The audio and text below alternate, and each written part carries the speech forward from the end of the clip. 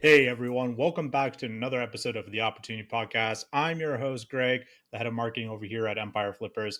And today I got another solo podcast for you, all about why personal brands might not be as strong or as good as you think they are. Now, I wanted to do this one for a while as well. If you listen to my AI podcast, these are like thoughts I'm thinking about on structure, a little bit more by the campfire with Greg here. A few months ago, I was in Cyprus and I got to hang out with a lot of really cool SEOs, gave a speech, and got to meet a lot of like really cool entrepreneurs, right? And I was on this panel, and this guy asked me a question. He told me, Greg, like, how did you go about building your personal brand? Should I do to build my personal brand? And like, how important is a personal brand? First of all, I was surprised because I really don't have that much of a personal brand, to be honest. Like, I do these podcasts, I do YouTube stuff, but it's not really like for me. I'm doing that for Empire Flippers, right? To help our customers. And I thought Gap, and I felt like someone should be doing some content for EF that isn't just, written. So yeah, I've been trying years to get people to do EF to be the face of content, not just me. So we have like multiple faces.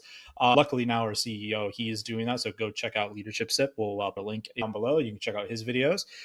In general, answer that guy in Cyprus is like maybe you shouldn't build a personal brand. It's probably not as important as you think. Like think about it. If your goal is to grow as big as possible, to sell a business, to build real enterprise value, like what's the personal brand of IBM?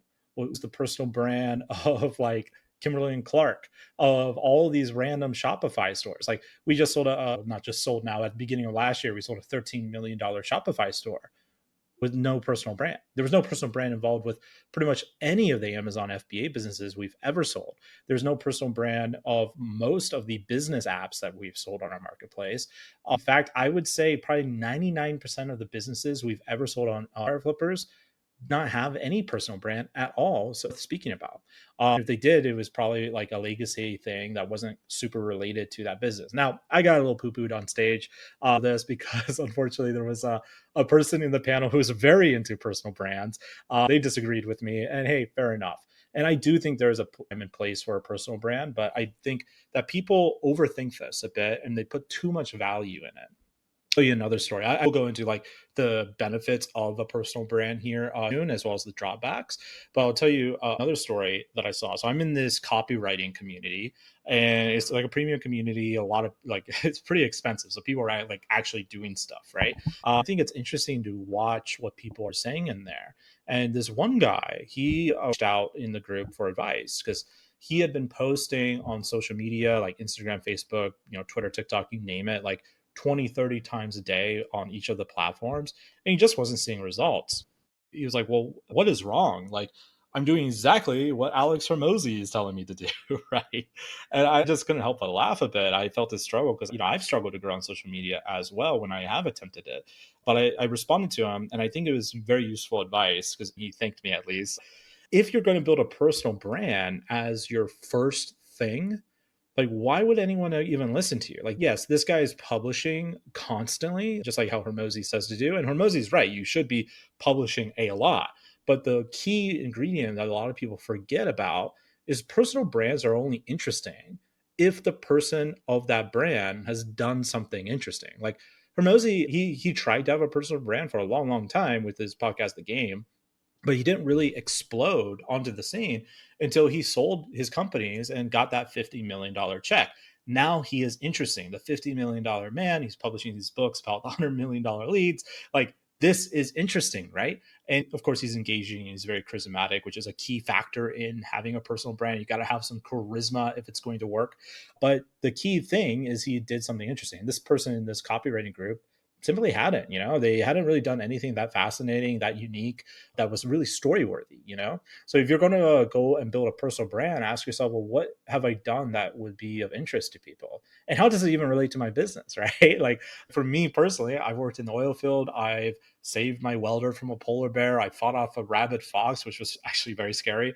I've seen herds of mosquitoes chasing herds of caribou like every day of my old life on an oil rig. Now that's interesting, but not really when it comes to buying and selling a business, right? They don't really relate other than like I can use that story to stand out in your mind because it's a bit unique, it's a bit different, right? Like, oh, I don't hear that origin story very often. The guy who worked in the Arctic Circle now doing internet marketing at M&A, right? So it's unique from that factor. And so there's a benefit of me talking about that stuff every now and then, but not all the time. So really, like, what should you be talking about if you want to build a personal brand? Your accomplishments, what makes you interesting.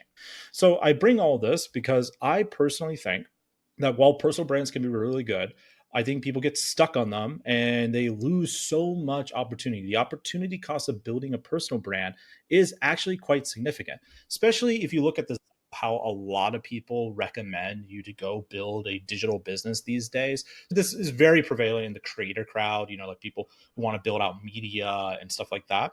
They'll tell you, don't build a product first, build an audience first, because audience is digital gold. It's the new oil of the digital age. And they're not wrong with an audience being the gold of the digital age. If you have a massive audience, yes, you can do crazy cool things. But I think this advice, though well intentioned, is a bad advice to follow. I don't think you should go and build an audience first. I think you should go build a product first. And in fact, I don't even think you should build a product first. I think you should build parts of a product and get it validated by the intended audience before it's even finished. So what I mean by that is, like, let's say you want to launch a new e-commerce product and you don't have any brand, you don't have any audience. Okay, well, let's do a Kickstarter campaign and see if anyone is interested at all. Because a lot of times people will tell you, like, oh, this product is great. And they're saying that because they're your friend, but they're not actually going to open up their wallet and give you the money, right? And if you spend, say, like, I have a friend, he was going to build a fitness brand, a fitness YouTube channel. So eventually he could sell a fitness course. Like, that was the reason why he wanted to build the YouTube channel.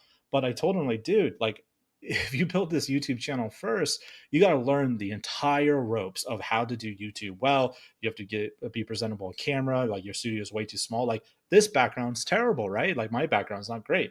But like, if you want that to work, that's a pretty red ocean place. You got to be on top of it, right?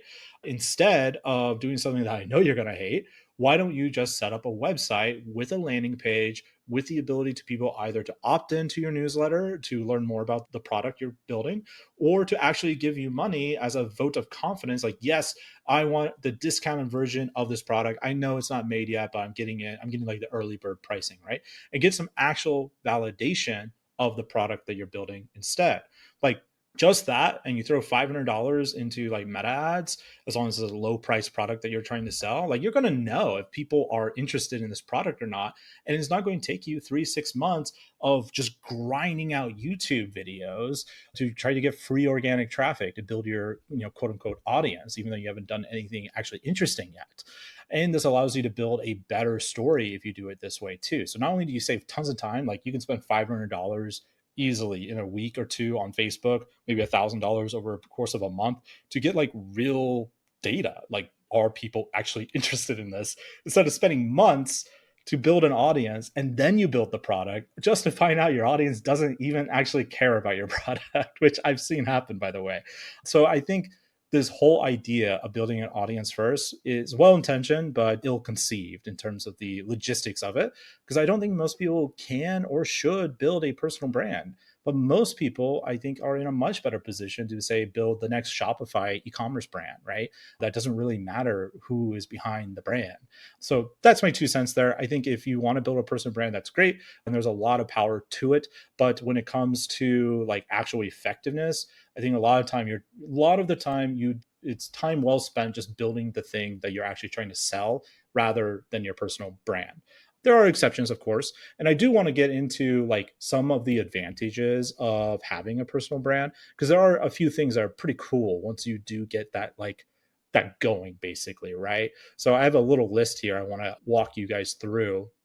So when you start a business and you have a personal brand, I think personal brands are very effective if you are on the small scale. So if you are like a B2B, marketing agency, I think especially B2B personal brands are great at the small scale because it builds instant trust, right? Like, it's very easy for someone to trust me because they're seeing me on a video, they're seeing like this podcast especially is like raw and uncut Greg, like just my thoughts rambling, like, okay, like I gel with this guy, or like, I hate that guy, plus he likes D&D, no dice, right? Or too much dice. It's easy to build trust, it's easier to build a relationship, to build, kind of a communication with you if I have a personal brand speaking to you.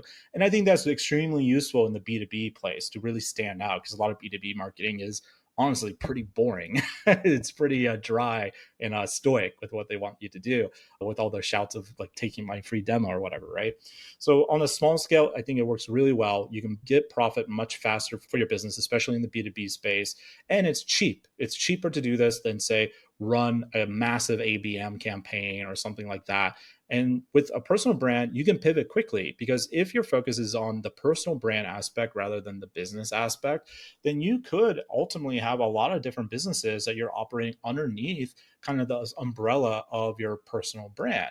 And because you're building so much trust, you're building authentic engagement. Anytime you announce like a pivot, like, hey, now I'm doing this, hey, now I'm doing that, people are going to follow you. And I've actually have seen this happen. I've seen like people with personal brands and, say, the affiliate SEO space, they shifted to crypto, then back to SEO, then to NFTs. Now they're in AI, and their audiences that loves these people because they have that trust just follow them wherever they go. Wherever their interest takes them, their audience is going to follow them. And that is extremely powerful. So from that perspective, personal brands are great, though I wouldn't recommend relying on a personal brand to get a business off the ground and running, because I think building an audience is a lot harder than people make it out to be. The other thing is the large scale problem. So as you grow bigger, it is much, much harder for the personal brand to impact what the business really needs to succeed, especially if you had never really cracked the code on an audience, right? So I'll give you an example with like Empire Flippers, right? I'm like the accidental face of EF, and we're trying to fix that now with like Andy, our CEO, who's also doing videos now. But I am only one person. And as the company has grown bigger and bigger and bigger, there's only so much content I can do. And we've never really been able to crack like bigger and bigger numbers. So, yeah, we win trust with our audience and it does feed us, right? But it is very hard to scale one person to bring in like a buttload of new leads when you need it, especially when it's certainly not like a lever you can switch on and off. It's not like an ad you can just scale up, though there are arguments that you can run ads to help build your personal brand. And I think that is actually a pretty interesting strategy. But it is very tough to scale a business on the back of one person's personal brand. Can it be done? Absolutely. Like, I think Alex Hormozi did an amazing job with Sam Ovens' school, right? Like, Sam Ovens basically spent like a crazy amount of his own money building out school, but it wasn't really until Hormozi got involved with his like meteoric brand, his meteoric personal brand, that really took off in a massive, massive way. Now, of course, Alex did a crazy amount of work with school, and so did Sam, to make that happen. But even if they didn't, just the fact that his brand is so well loved and gets so many eyeballs, it was going to be a slam dunk either way. They just made it even more of a slam dunk with what they did with the school games, school challenges, all that kind of stuff, right? But in general, most people are not Alex Hormozi. Most people are not Sam Ovens. And I think it is dangerous to think that you could be. It's dangerous that you think you could be, in the sense that you shouldn't bet your entire business on it, right? You should have other ways of getting traffic. Like at Empire Flippers, we have a bunch of SEO that we've done over the years that have really sustained us in a really big way.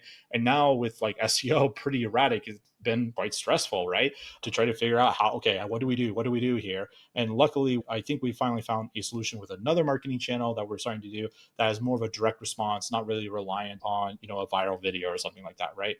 So if you're going to build a personal brand and you want to build a large scale business, nothing wrong with that, but you should have another mechanism to drive traffic, to drive leads that isn't really reliant on your personal brand. Like, the business should be so good that it doesn't need you as the personal brand. But if you are a personal brand that's doing well, you add fuel to the fire. So that's a way for you to, think about this as you scale up a business. The other real big drawback with personal brands is the exit problem. So I always use this example. Let's say I'm looking at a business that teaches people how to get a six pack. It's taught by this 27-year-old. He's absolutely ripped, like massive. Hopefully he's all natty, right? Like no roids. I don't want to do that. But he's selling this business, and like, I'm not the most obese person in the world, but I certainly don't have a six pack or eight pack. So if I suddenly start doing the videos, or God forbid, like some 86-year-old investor who with a much bigger beer belly than me, like this is not going to track very well, right? Like this is not going to connect with the audience. Like something doesn't align here, right? Now, this is obviously an extreme example here. We're using digital and like info courses or whatever, right? But the thing stands like, how can someone buy you? They can't. I mean, not really. They can aqua hire you. They can give you like golden handcuffs, like you must stay on for like a year or something like that. And from what I have seen, most of the time, like most buyers don't want the entrepreneur to actually stick around. They just put the golden handcuffs there as like a Hail Mary in case of emergency, like break glass and like call the seller, like, hey, what do I do during this mistake? And the reason why most buyers don't want the seller to stick around in a meaningful capacity often is not because like they don't value the seller, don't value the entrepreneur. It's more the other way around, where the entrepreneur doesn't like being cooped up. Like they don't like the fact that they're effectively an employee and they've lost like some of their quote unquote freedom, right? And they don't usually make good employees. They don't usually do well, at least long term. Some do fine, obviously. There's always caveats. But when it comes to buying a business that is so heavily reliant on a personal brand, even if you do sell it, which is difficult, it is a difficult task to sell it, you are going to be taking likely a pretty significant haircut. You're definitely not going to get an all cash offer in almost any scenario, even on the smaller end. Like, yeah, it can happen, but it's going to be super rare. You're probably going to have to agree to a pretty long and aggressive transition plan to make sure the business can actually survive without you as the personal brand, which is difficult to do. And there's no like clean way of doing it. I think one analogous way to view this is if you're building your personal brand in terms of as a show. I learned this from my buddy Roland Frazier. I forget what his podcast is called. I think it's just Lunch with Roland, something like that, or Business Lunch. He mentioned to me buying personal brands is kind of akin to if you look at like the Tonight Show. They had one host in the 90s, then a new host in the 2000s, and now they've gone through like two hosts. I think overall they've had like 5 or 6 hosts throughout the life of the show. But it's always the Tonight Show with whoever the host is during that era, right? But it's not smooth selling. Like between each of these hosts, you can see pretty dramatic dips of like audience loyalty who are loyal to that host. Just they don't come back. And it takes a while for people to get comfortable with that new host. And it's a pretty rocky transition period. Like Conan O'Brien is my homie. Like I love Conan O'Brien. Like when he took over the Tonight Show, it was a staggering difference in terms of ratings because the style is just so different than Jay Leno, right? And that caused them to freak out, like lose a bunch of money. And then they lost even more money from their freak out reaction because they wouldn't give Conan enough time for the audience to like bond with a new personal brand, which effectively is what the host of the show is, right? Their own personal brand. So when it comes to selling your business as a personal that's driven by a personal brand, it's extremely difficult. So my recommendation for you guys, as I wrap up this little like micro podcast, if you will, is yes, use a personal brand. Don't get so stressed out where you think you need to build an audience first before you build a product. Like go build the product first and validate it as you build the product. And then let the success of that product to create the stories that will make your personal brand actually interesting to listen to. Like that is interesting, right? Like, oh, I did this, I did that, I did this. Like, document your journey as you're building out your thing, and don't use your personal brand to build necessarily the thing, but do things that doesn't require you to do it, like ads or cold email, whatever, right? And make an interesting story from a successful business that you have built, or a success in your industry, like workout plans, whatever, right? That doesn't necessarily require a personal brand, and then use that story as leverage to build out the personal brand. But you should always be having that like kind of direct response or some other kind of marketing channel that's unreliant upon a face. So that way, when you go to hopefully sell the business down the road, you can show that buyer, hey, look, yeah, my personal brand does indeed drive traffic. But the majority of our customers are actually coming from this Facebook ad campaign. Like a lot of people who buy our products don't even know who I am. Like that's the position you want to be in when you go and sell a business. So hopefully this was interesting, a little bit of a different take. I see a lot of entrepreneurs talk about the power of a personal brand, and they're not wrong. Personal brands are amazing if you can do it well. It's just that I see a lot of people who do the personal branding thing, and to be honest, it's more of an opportunity cost. Like they would have been better off just building out their e-commerce store, their SaaS business, or whatever it is, and then parlaying that into building an audience rather than the other way around. I'll leave you guys with this last thought, which is kind of related to this. Whenever I'm looking at marketing, like I do some consultations, mostly free for some of my friends, so they come with me for advice or whatever. Whenever I'm looking at a marketing thing, there's a few ways you can go at it. There's top of funnel, middle of funnel, bottom of funnel, right? Classic marketing funnel pipeline. Most people focus on the top, which is completely wrong. And in this analogy, the top is building an audience, building a personal brand before you have a product, right? In reality, you should be focusing on the bottom of the marketing funnel, because at the bottom of the marketing funnel, there's a finite amount of things you can do. You can build a sales letter, you can CRO it, you can drive traffic to it, you mess with the checkout, right? Mess with the email sequences that lead to the product, and also the sequences that happen after the purchase of the product. And there's only a finite amount of things you can do. There's a lot of things, don't get me wrong, a lot of things you can do at the bottom of the funnel, but there's a finite amount of things you can do. Versus the top of funnel, there's an infinite amount of things you can do. There is never enough. Like, top of funnel is an endless game, it's an infinite game. So I always tell people, like, you should focus on the bottom, which is the same thing as focusing with the end in mind, right? And this is the same thing with personal brands. I think personal brands are very top of funnel, very, very powerful if you do it right. I think most people, though, would be better served by focusing on the bottom of funnel. What's the end in mind? Don't build an audience so you can sell the product. Try to sell the product, then build the audience. That's the way I view it. Anyways, hope you guys enjoyed this ramble, a little bit of a different take, and I'll see you in the next episode. And remember, if you want to buy or sell a business that doesn't require a personal brand, that can make you some money every single month, well, we sell businesses on the Empire Flippers marketplace every month. And there's one waiting for you right now for you to acquire. And guess what? It doesn't matter if you have a personal brand when you acquire it, because it makes money without one. Talk to you soon.